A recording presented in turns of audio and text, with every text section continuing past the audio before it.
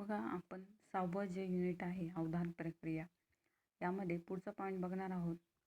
दृश्य अवकाश संवेदन आणि दृश्य अवकाश संवेदनांची एक नेत्र व ध्रुव नेत्र नियामके स्पष्ट करा. बघा पहिल्या याच्यात आपण बघितलं होतं की अटेन्शनची डेफिनेशन ते बघितलं होतं, त्याचे टाईप्स, सिद्धांत, अवधानाचे सिद्धांत, त्यानंतर संवेदन ही प्रक्रिया कशी असते स्वरूप बघितलं आपण, त्यानंतर त्याची व्याख्या आणि प्रक्रिया बघितली.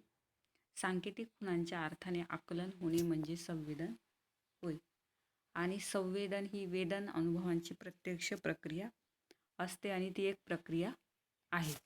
बघा दृश्य अवकाश संवेदन यामध्ये एक नेत्र नियामके आणि ध्रुव नेत्र नियामके असे दोन प्रकार पडतात. पहिला आपण बघू एक नेत्र नियामके. बघा परिचित आकारमान, भासमान आकार, स्पष्टता, मध्यस्थ वस्तूचा परिणाम, छायाप्रकाश, बदलणारा पृष्ठभाग आणि आभासी गतिविरोध असे त्याचे प्रकार आहे. यामध्ये बघू दृष्टीपटलावर पडणाऱ्या प्रतिमा ह्या वेगवेगळ्या स्वरूपाच्या असतात आणि दृष्टी क्षेत्रातील वेगवेगळ्या घटकांमध्ये त्या व्यवस्थित स्थान संबंध ठेवू शकतात. वर, खाली, उजवीकडे, डावीकडे याविषयीचे सापेक्ष अंदाज तिथं वर्तवलेले असतात आणि ते आपल्याला तिथं बघणे शक्य होते. हे अवकाश संवेदनाचे स्वरूप असते. बघा पहिल्या याच्यात आपण बघणार आहोत एक नेत्र नियामक. यामध्ये एका जर डोळ्याचा आपण जर वापर केला तर आपल्याला पुढची जी वस्तू आहे ती कशा प्रकारची तिथे दिसते. परिचित आकारमान, भासमान आकार, स्पष्टता हे पॉईंट आपण त्यामध्ये बघणार आहोत. बघा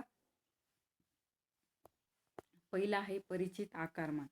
जेव्हा एखाद्या वस्तूचा खरा आकार आपल्याला माहीत असतो, म्हणजे सपोज एखादी वस्तू आहे आणि तिचा आकार आपल्याला माहीत आहे आणि त्यावेळी हे नियामक कार्य करते. परिचित आकारमान म्हणजे त्या वस्तूविषयी आपल्याला नॉलेज आहे. सपोज बेंच आहे आणि बेंचचा वापर आपण बसण्यासाठी करतो किंवा अभ्यास करण्यासाठी करतो. आपल्याला माहिती ही जी वस्तू आहे ही बेंच आहे आणि याचा वापर बसण्यासाठी आणि अभ्यासासाठी तिथे केला जातो. परिचित आकारमान आहे वस्तूच्या आकाशाची आपल्याला पूर्वकल्पना असते, त्यामुळे दृष्टीपटलावरील प्रतिमा जसजशी लहान होत जाते तसतशी ती वस्तू आपल्यापासून दूर जात आहे अशी जाणीव त्या व्यक्तीला तिथे होत असते.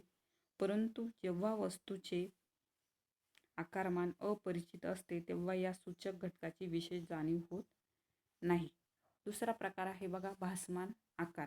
नियामकेमध्ये जसजसे वस्तूचे आपल्यापासूनचे अंतर वाढत जाते, एखादी जी वस्तू आहे तिचं जर अंतर वाढत असेल तर तसतशी प्रतिमा लहान लहान होत जाते. बघा तुम्ही रेल्वे बघितली असेल, रेल्वेचे जे रुळ असतात ते समांतर असतात आणि दूरवर गेल्यानंतर ते परस्परांना मिळालेले वाटतात असे आपल्याला वाटते आणि हेच भासमान सापेक्ष दर्शन होय. म्हणजे जे रुळ असतात बघा ते समांतर असतात पण दूर गेल्यानंतर आपल्याला काय वाटतं की ते जोडलेले आहे, म्हणजे आपल्याला चुकीचं संवेदन तिथे होतो किंवा आपल्याला भास तिथे होतो. बघा बसलेले असेल रेल्वेमध्ये ती झाडे आपल्याला पळताना दिसतात, म्हणजे रेल्वेचा वेग जसा असेल त्याप्रमाणे त्यालाच भासमान आकार किंवा चुकीचं संवेदन असे म्हणतात. पुढचा प्रकार आहे स्पष्टता. स्पष्ट ठळक दिसणारी वस्तू जवळ असल्यासारखी वाटते.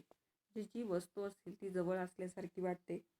आकाशात ढग जमा झाल्यावर दूर असलेले डोंगर जास्त दूर असल्यासारखे वाटतात आणि याचे कारण ढगाळ हवामानामुळे वातावरणातील तपशीलवाचक घटक अंधुक पुसटसर होतात व ढोबळ गोष्टीचे संवेदन तिथे होते. वातावरणातील तपशील दिसले तर अपेक्षित वस्तू आपल्याजवळ असल्याचे स्पष्ट होते किंवा संवेदन तिथं होतं. मध्यस्थ वस्तूचा परिणाम. एका वस्तूमुळे जर दुसऱ्या वस्तूचा थोडा भाग झाकला गेला तर एक नेत्रीय घटक कार्यरत असतो. जर अशा रीतीने एक वस्तू पूर्णपणे दिसत असेल व दुसरी काही प्रमाणात झाकली गेली असेल तर पहिली वस्तू जवळ आहे व दुसरी वस्तू तिच्यापेक्षा लांब आहे असे व्यक्तीला संवेदन तिथे घडत असतं किंवा संवेदन होते. पुढचा पॉईंट आहे छायाप्रकाश.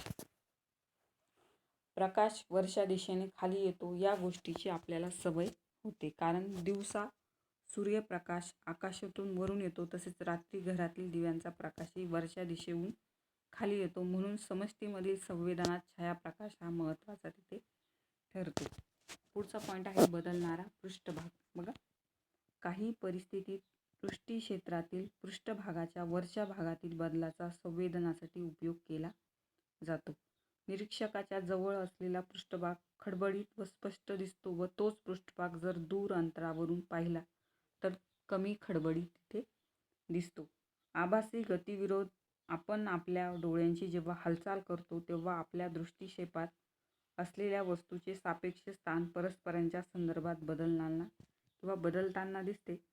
बारकाईने जर निरीक्षण केलं तर ते सापेक्ष जे विरोधाभास आहे त्यामध्ये ज्या वस्तू जवळच्या अंतरावर असतात त्या आपल्या विरुद्ध दिशेने हलतात आणि ज्या वस्तू दूर असतात त्या आपल्या दिशेने हलतात. हा आंतरसंवेदनातील महत्त्वाचा घटक आहे. बघा, आभासी गतिविरोध यामध्ये दोन घटकांमध्ये तिथे भास तिथे निर्माण होतो. दुसरा जो प्रकार आहे बघा, दृश्य अवकाश संवेदन. यामध्ये ध्रुवनेत्र नियामके. पहिलं आपण बघितलं एकनेत्र नियामके. यामध्ये ध्रुवनेत्र नियामकांमध्ये आपण एकाच वेळी दोन्ही डोळ्यांनी एखाद्या गोष्टीकडे पाहतो, पण या प्रतिमा तंतोतंत सारख्या तिथे नसतात आणि त्यामध्ये फरक असतो. यास प्रतिमाभेद असे म्हणतात. वस्तू जवळ असतील तर तेव्हा हा भेद जास्त असतो आणि वस्तू जर दूर असेल तर हा भेद कमी तिथे त्या व्यक्तीला वाटतो व त्यावरून वस्तूचे आपल्यापासूनचे असणारे अंतर समजून येते. म्हणजे जी वस्तू आहे तिचं आपल्यापासूनचं अंतर जे आहे ते तिथे समजून येतो. बघा, दुसरा प्रकार आहे त्रिकोणीकरण. यामध्ये त्रिकोणीकरणामध्ये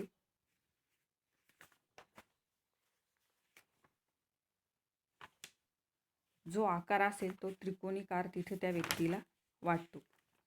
संवेदनांचा आकार त्रिकोणीकार वाटतो आणि व्यक्तीला संवेदन हे त्रिकोणी ट्रँगलमध्ये म्हणजे त्रिकोण जो असेल बघा तो ट्रँगल त्या प्रमाणात संवेदन त्या व्यक्तीला तिथे घडत असतं.